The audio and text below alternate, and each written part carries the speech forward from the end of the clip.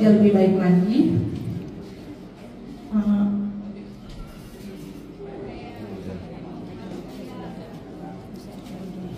Terima kasih, kita berujungnya damai ya, pemulihan mental, kita sama-sama. Ya, semangat Bu. Doanya aja. Mohon maaf, saya mohon maaf sekali.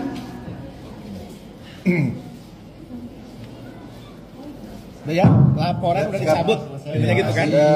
Teman-teman. Kekuatan netizen membara ya. Setelah dihujat sama netizen, Gubernur Banten Andra Soni aktifkan kembali guru SMN 1 Cimarga yang hukum muridnya mogok.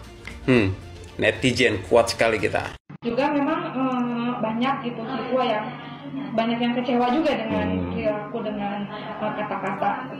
Silakan tulis di kolom komentar bagaimana pendapat teman-teman tentang ibu ini.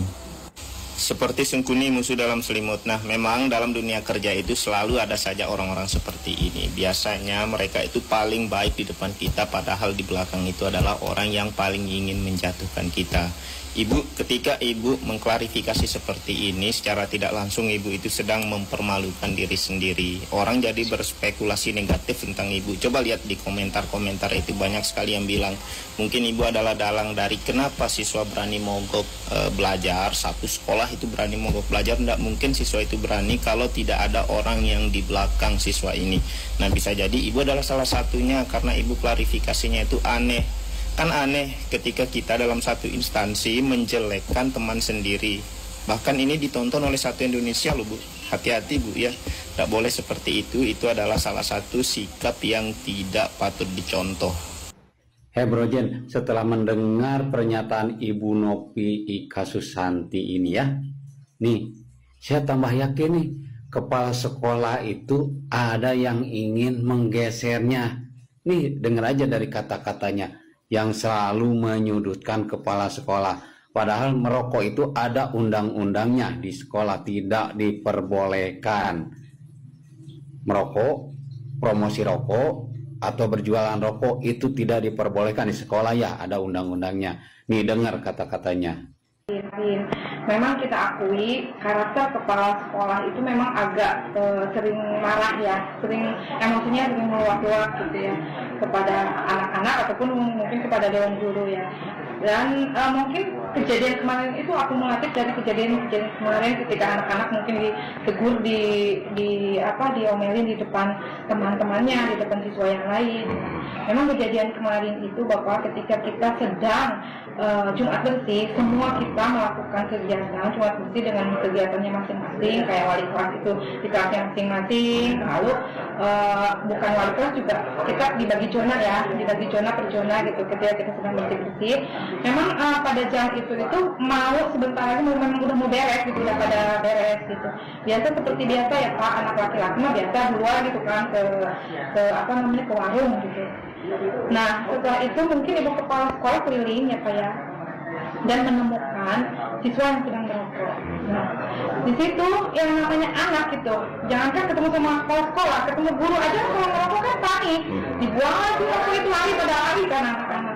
Nah di situ ibu kepala emosinya meluap-luap, marah kepada anak tersebut. Gitu. Ibu kepala memang baru pertama kali jadi kepala sekolah di sini ya Pak. Memang kalau dilihat dari sifatnya, Bu Emi bisa dijelaskan ya, memang agak temperamen ya, sering marah gitu kan. Jadi marahnya itu meluap-luap gitu. Cuma memang kalau main tangan, main pukul, emang baru sekarang gitu, baru kemarin gitu. Itu baru berapa bulan Bu jadi kepala sekolah? Memang udah mau 3 tahun Pak, tapi dia baru pertama kali jadi kepala sekolah di sini. Gitu. Udah 3 tahun dan memang selama 3 tahun juga memang banyak gitu siswa yang banyak yang kecewa juga dengan perilaku dengan kata-kata. Bapak bisa lihat di video anak-anak yang beredar kan, ini kan ada kata anak-anak, ibu ini bukan sekali 2 kali kan gitu kan. Nah karena memang kalau dari bicara nada tinggi gitu kan, itu bukan sekali 2 kali kan, anak-anak juga Pak, kisi-kisi juga mereka kalau diomelin di depan umum dengan nada yang sebetulnya gini Pak, kita tidak membenarkan anak merokok, dan kita udah bertahun-tahun di sini tuh anak yang merokok itu pasti ditindak Pak, ada aturannya, ada kita hukumannya bagi siswa yang merokok sampai panggilan orang tua itu ada Pak, tapi tidak harus seperti kemarin gitu. pernah dikumpulkan di depan. Ya, gitu. Dan ya Bapak, ini kita klarifikasi sebetulnya anak-anak itu bukan demo kemarin. Bukan demo, anak-anak itu malah disuruh oleh ibu kepala sekolah untuk kumpul di lapangan. Gitu, dikumpulkan sama ibu kepala sekolah. Ya mungkin ya ibu kepala sekolah itu mau biar anak-anak tuh ini contohnya gitu ya, orang yang ini tuh merokok itu seperti ini gitu. Tapi anak-anak tuh tersulut emosi dan itu disatuin kan namanya anak-anak bersatu gitu. Sebetulnya itu bukan demo sih Pak, itu dikumpulkan oleh ibu kepala sekolah sendiri. Nah, kalau seperti ini berarti siapa yang ingin merebut jabatan kepala sekolah?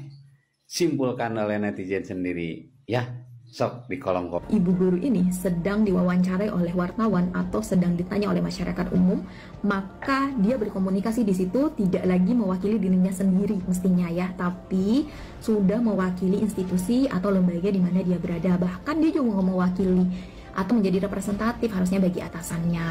Nah, sebaiknya menghindari opini-opini apalagi yang dibumbui emosional gitu. Opini pribadi yang bisa menjatuhkan pimpinan. Itu memang tidak baik, tidak etis ya. Karena ini bisa menjadi bumerang bagi institusi sendiri, akan merusak reputasi. Nah, kita perhatikan ada kelemahan dari SMA Cimarga dalam mengelola kondisi ini, situasi ini ya. Yang pertama memang mereka mungkin tidak punya manajemen komunikasi krisis yang baik ya. Seharusnya di dalam manajemen komunikasi krisis tersebut dipilih siapa yang harus berbicara di muka umum, diwawancara oleh media, kemudian apa saja yang boleh atau yang sebaiknya tidak disampaikan kepada publik umum ya. Ketika dalang jadi pahlawan dan hasutan disebut kepedulian. Betapa mengagumkan negeri ini. Kita hidup di masa ketika seorang guru yang membenci kepala sekolahnya bisa menjadi pahlawan moral. Ia tak perlu berdiri di depan kelas, cukup berbisik di belakang meja guru. Sudah saatnya siswa bersuara, dan lihatlah 630 siswa langsung mogok belajar. Seolah keadilan bisa diperjuangkan lewat absen massal dan status WhatsApp. Luar biasa, di tangan sang provokator, sekolah berubah menjadi panggung drama, bukan tempat belajar. Ia bukan lagi pendidik, tapi sutradara emosi remaja yang dengan lihainya menulis naskah pemberontakan di tengah jam pelajaran. Sungguh, jika ada lomba menghasut dengan elegan, pialanya sudah jelas pada guru provokator itu.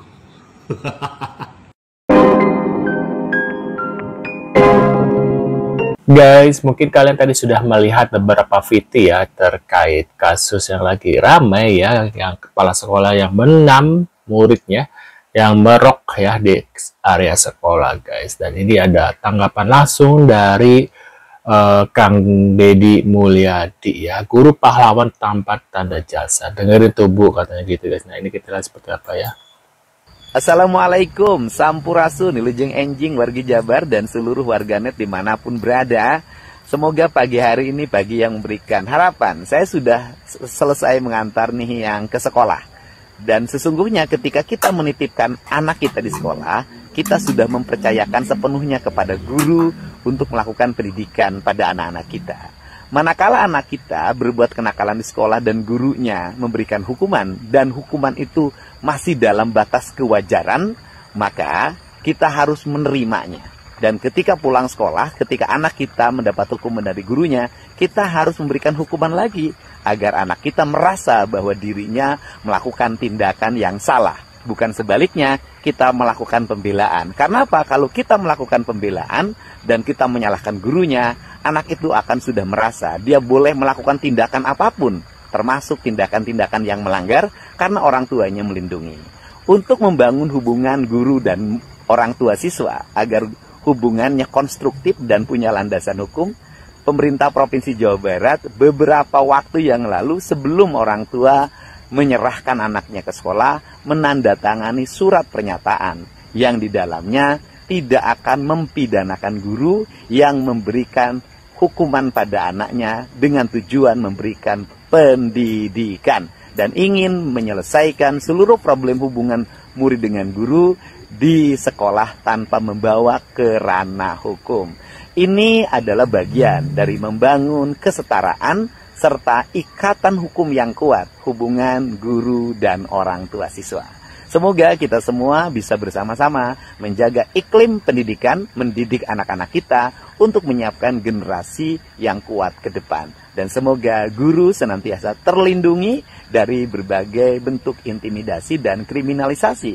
Juga siswa juga terlindungi dari berbagai bentuk godaan yang membuat dia keluar dari sistem kehidupan yang semestinya dia jalani sebagai anak remaja. Mendidik anak adalah kewajiban kita bersama. Di sekolah adalah kewajiban guru, ketika di rumah adalah kewajiban orang tua. Waduh. Nah, ini ada Kepala Sekolah SMA Negeri 1 Cimarga, Dini Fitria, membenarkan adanya insiden dengan siswa, namun menyebut tindakannya spontan tanpa niatnya menyakiti aksi, ya. Nah, ini aksi mogok 630 siswa pun terjadi sebagai protes, ya, katanya. Baik sekolah itu. Nah, Bu Dini menyatakan siap bersikap kooperatif jika diminta menjalani pemeriksaan. Timbang fair, jujur gitu ya. Ini nggak tahu bisa sampai fitnahnya kan segala macam, terus bahkan ada video yang disetting anak sedang terlentang di puskesmas, di visum gitu.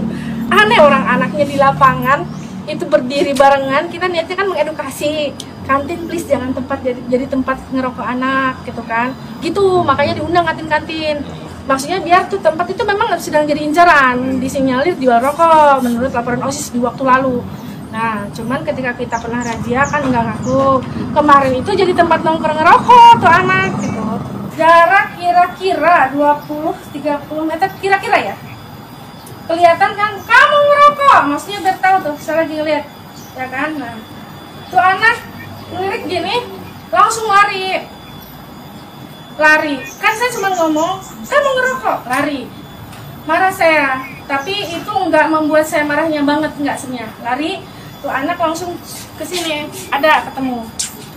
Kamu ngerokok? Enggak, Bu. Langsung nggak ada di tangannya, Pak, rokoknya. Cari, Ibu lihat, gitu kan. Saya marahnya tuh ngebohong, Pak.